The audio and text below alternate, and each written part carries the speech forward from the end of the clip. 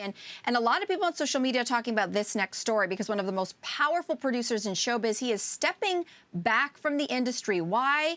Allegations of workplace abuse. So Scott Rudin is being accused of using things like offensive slurs, breaking and throwing objects at employees. But there's an article in the Washington Post, and it points out that this story doesn't seem to have garnered the same maybe outrage as other claims, big claims of harassment in Hollywood have in the past. So we're leading with the question, is there a hierarchy when it comes to different kinds of workplace misconduct or harassment? Yeah, so just a little background on Scott Rudin. He may not be a household name, but the movies that he's produced are definitely household names. And so this is a very powerful person in Hollywood, also on Broadway. And these allegations came out first in The Hollywood Reporter, and then over 30 former assistants shared their stories with Vulture a couple weeks ago, detailing horrible instances of toxicity in the workplace. But what we're talking about here when we're talking about hierarchy is he was abusive, like throwing things at people and yelling and making fun of people. But it wasn't like Harvey Weinstein with the sexual harassment, with, you know, the sexual abuse. And so that is why people are saying, how come this isn't leading newscasts? How come, you know, more celebrities haven't stepped back from, you know, association with Scott Rudin? How come film companies aren't dropping his projects the way that the Weinstein exodus seemed to affect the industry? And it's an interesting conversation. Are we almost numb to these kinds of things in the workplace because of conditioning of what we're willing to accept from bosses and from power people?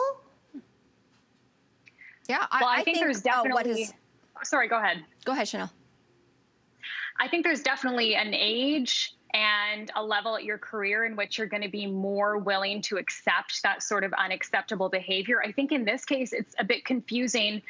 People don't know how to react because it might not be necessarily criminal behavior. So what's the right thing to do, I think, is a big question. And I think back very early on in my career during the first job in the industry that I had, I was working overnights, and there was a camera guy that would come into the newsroom at a time in which no one else was in the newsroom except me. And he was just really friendly. He would start just by talking to me. It later on progressed into he would give me a hug at the end of our shift. And then one day he was saying goodbye at the end of his shift, and he came over and he kissed me on the forehead. And I remember thinking, that's not cool. Like, that's not okay. But I didn't know what to do. I was totally frozen. I mean, I was brand new in this company. I wanted to make a good impression. I didn't want to be a problem. I didn't want to jeopardize my career over this. So it took me a long time to say something. Ultimately, this guy, I don't think he faced any consequences. And I found out several years later, he did this to another young woman that I worked with. So I really think these are weird situations where people don't know what the right thing to do is. For me, he should have been fired in that moment. But I was so young, I didn't know, like, okay, you should go to HR, or you should get things in writing. So, I mean, I don't know what young people are supposed to do. I think more people are armed with that information today than maybe 10, 15, 20 years ago. It's not only a function of age. It's to me, I don't think it's only just a function of age, although we can totally understand that you're new and you don't want to rock the boat and you don't want to become a problem employee, one of those people, which, you know, saying it out loud sounds awful.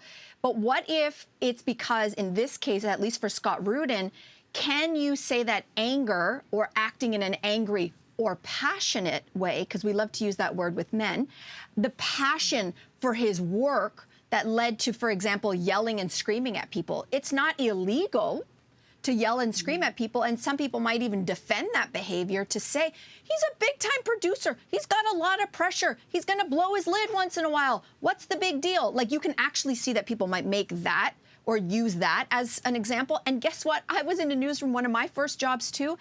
I saw stuff that sounds like would make Scott Rudin sound like a pussycat, because I saw those old school rotary dial phones. That's how long ago it was. I saw somebody grab a phone and whip it across the newsroom, purposely trying to hit a reporter, probably square in the head. And the fact is, it wasn't about age. Everybody in that newsroom was a veteran reporter. I was new. I was like this. and everyone acted like it was normal. So guess what I had to do? Wow. I had to act like it was normal, right? And so like that kind of stuff is the conditioning in a very toxic workplace that gets passed down from generation to generation to generation. I certainly hope that this pandemic and so many people working from home will cause a lot of people to ask the question, how can we make the workplace better? I hope so. And not only that, but I think that it's talking about this and telling the stories because, Mel, when you were talking about the rotary phone, it just triggered a memory for me that I was live on air on the radio and somebody picked up one of those really heavy office rolling chairs and threw it at the other person live on the air. And I had thought at the time, oh, that's like one person with like a temper problem and really immature and bad behavior. But now that we're talking about this, and now that we've talked about Me Too, and now that there's been a social reckoning, and now that things are more out in the open, we recognize that these things are not one bad actor, it's a culture. And so we have to talk about workplace culture here, and it's why these stories, like Lainey, you were talking about the Me Too stories and the Harvey Weinstein. And I think that people really can rally around identifying with victims in that situation. Lainey, you would be able to rattle off all the names of famous Hollywood women, right? And it shouldn't be that way, that just because we know who the victim is and they're famous and they're beautiful and we love their movies, it shouldn't be that that's what, kind of gets us really riled up about the situation. So maybe in the Scott Rudin situation, the person who was sent to hospital because he smashed a computer on them, maybe we don't know that nameless worker, but that's not what it should come down to. And I feel that people are changing in terms of talking about what is acceptable and what isn't. I mean, right here, that's what we're doing. And Chanel, if that had happened to you, where like a creepy dude had kissed you on the forehead, today I would hope that we have all the ways in which we could talk to somebody about that, the ways in which we couldn't do that previously. Mm-hmm. Mm-hmm.